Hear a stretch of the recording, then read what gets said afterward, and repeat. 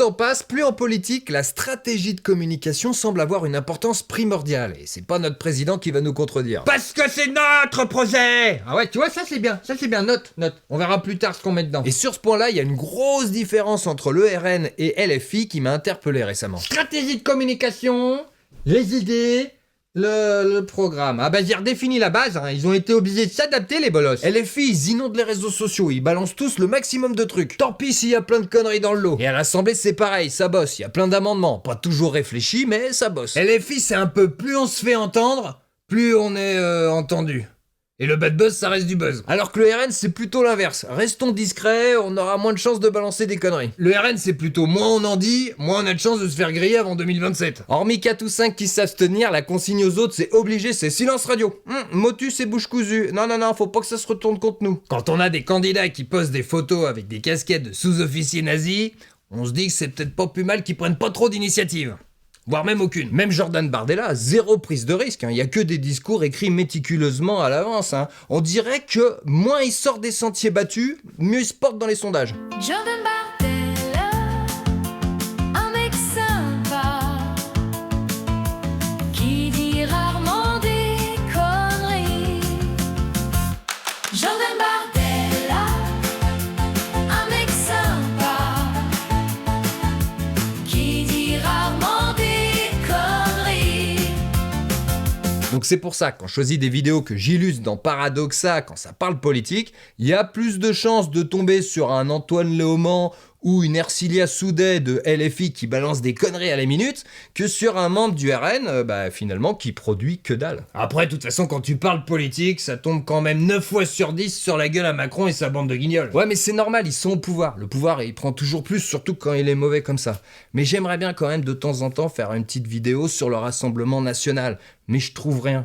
J'ai l'impression que mes réseaux sociaux, ils sont inondés par du macroniste et du gauchiste. C'est pour ça que je vous avais déjà posé la question, et je réitère, si jamais vous trouvez une vidéo intéressante sur l'extrême droite pour que j'en fasse une vidéo, Paradoxa entre autres, je suis preneur, parce que là, à part du détournement d'argent, un procès, et puis quelques poncifs bien usés, il n'y a rien qui amène vraiment de la réflexion. Si aujourd'hui je faisais une vidéo, non, ça donnerait plutôt ça. Jordan Bardella, un mec sympa, qui dit rarement des conneries.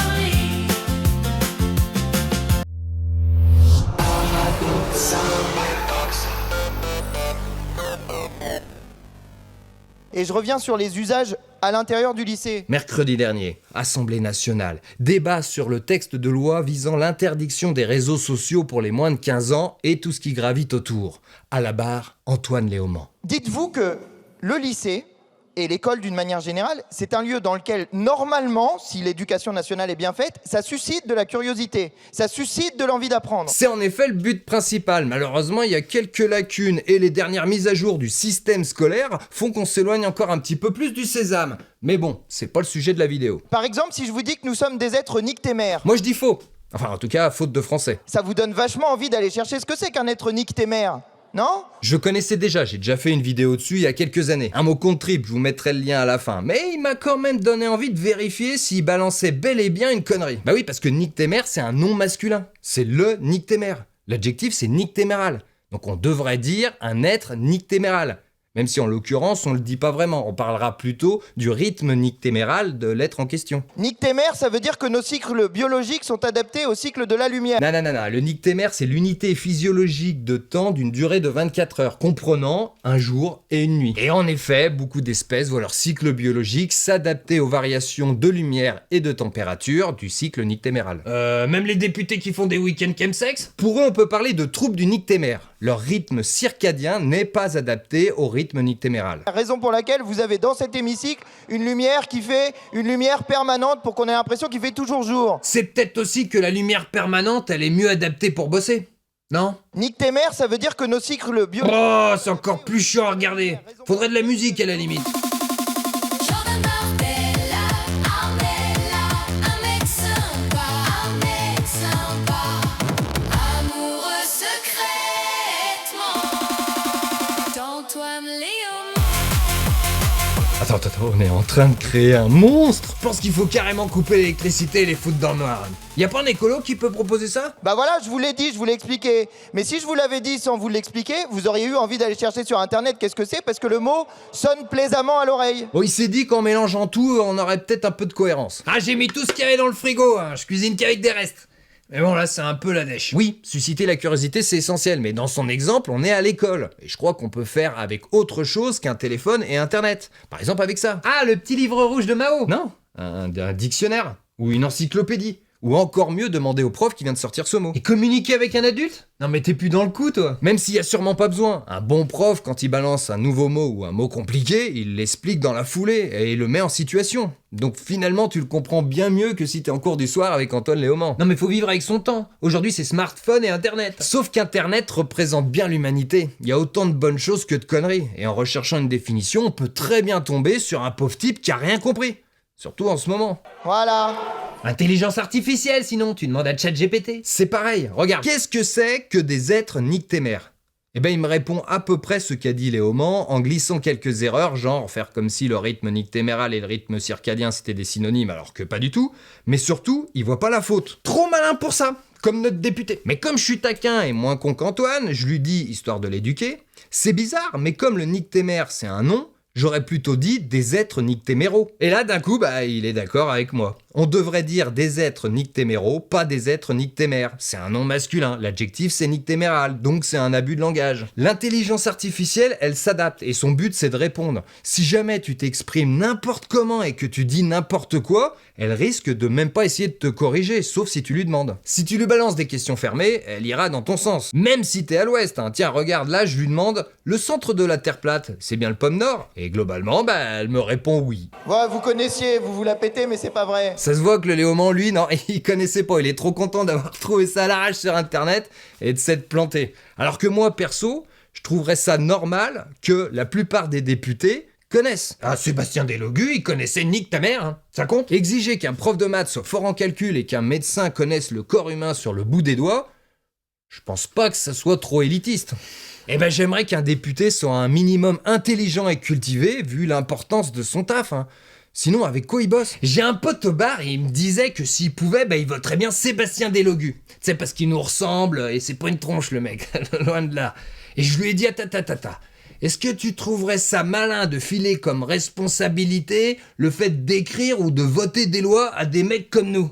Ah bah il m'a dit direct, ah bah non, attends, je pigerai rien, je suis trop con, oh là là, arrête, je ferai n'importe quoi. Eh ben c'est pareil pour un député sur 2 aujourd'hui. Je précise, même si c'est évident, que c'est au-delà des formations politiques. Même si LFI en fait un élevage. Regardez par exemple le présidentiable Jordan Bardella. C'est vrai que lui, s'il passe à la maison, il a plus de chances de gagner à la bonne paye qu'à Trivial Poursuite. Hein. Même face aux enfants. Tu m'étonnes que dans la médiocrité ambiante, il y en a encore qui arrivent à se dire « Oui, Emmanuel Macron, c'est pas si mal finalement, hein !» Avec ses lunettes de soleil. Nul à chier, détestable, malhonnête, pédant et complètement déconnecté de la réalité. Mais bon, il met 20 points de QI à tous les autres guignols. Ce qui lui fait que 125, hein. C'est pas énorme non plus. Ouais, même moi je le prends à Burger Quiz et Fortnite. Je suis d'accord, on veut des politiques connectés au réel, mais ça empêche pas d'en prendre des brillants. Et honnêtes. Hein, et c'est obligé qu'il y a quand même quelques Français qui jouent sur les 3 tableaux. Parce que là, comment veux-tu que le pays voyage vers un avenir radieux avec des mecs qui ont aucun bagage? Ah bah non! On m'a dit de venir, pas de venir avec des bagages, pourquoi il fallait que j'en prenne? Alors je pense que dans une société inclusive, on pourrait avoir un chauffeur de bus cocaïnomane, un gynécologue homme-tronc et un président déficient mental. Fiction d'anticipation, idiocratie. Hein. Donc, ce que je suis en train de vous dire, c'est que faire de la manière dont vous faites, je suis désolé, j'essaie de rendre le débat un peu plaisant à 23h43. Non mais tu parles, il est content parce qu'il a quasiment dit nique ta mère à l'Assemblée nationale. Putain, c'est un vrai gamin en plus pour foirer sa démonstration. Mais faire de la manière dont vous faites des interdictions il vous reste 5 secondes, là. Sans réfléchir à ce que ça va avoir comme impact, je suis désolé, c'est pas faire de la bonne loi. Merci. Il a pas tort de dire ça, qu'on soit pour ou contre cette loi, on peut se rejoindre sur au moins 3 points. Déjà le fait qu'elle ait 10 ans de retard, que les solutions de contrôle vont mourir dans l'œuf, et qu'en dehors d'un nouveau pas vers un crédit social à la chinoise, on fait du surplace. Ça va gérer du VPN et de la fausse identité à tour de bras chez les minots. Par contre, chez Papy Mamie, ça va être encore plus compliqué. Mais il illustre tellement bien ce qu'il vient de dire avec son intervention faite sans réfléchir au préalable que paradoxalement, il nous balance peut-être un début de solution. De quoi? De nique tes mères? Que ce soit Internet, les smartphones ou l'intelligence artificielle, ce sont des outils. Et comme tous les outils, il faut apprendre à s'en servir. Ah oui, pas comme lui quoi. L'apprendre aux enfants à l'école, mais aussi aux parents. Les sensibiliser pour le bien-être de leur progéniture et de notre société. J'ai même fait un logo. Toi aussi viens découvrir en cours du soir, grâce à Internet, comment démasquer que Léo ment. Alors spoiler, c'est déjà mis en place localement par certaines mairies et certains établissements scolaires, de tous bords politiques, qui tendent la main aux parents pour qu'ils s'impliquent un peu plus dans la vie de leurs enfants et de l'école, tout en essayant de les sensibiliser aux nuisances des écrans, dans lesquels on peut voir entre autres l'artificiellement intelligent Antoine Léaumont. Pourquoi on prend la droite? Moi je dis allons-y quoi. Bon alors ça j'ai jamais été doué en maths. Oh Gabriel Apollatal, Il est là. Je suis Outrel, fils d'Outrel. Si tu veux un autre paradoxal, tape sur clavier. Si tu veux un autre paradoxal, tape sur clavier. Dans l'intérêt du merde, avec deux 100% choix. d'accord. Ah, les temps sont durs sur YouTube, donc un grand merci à ceux qui taquinent l'algorithme et aussi à ceux qui me soutiennent sur Tipeee. À très vite. Oui. Chance, j'en suis sorti.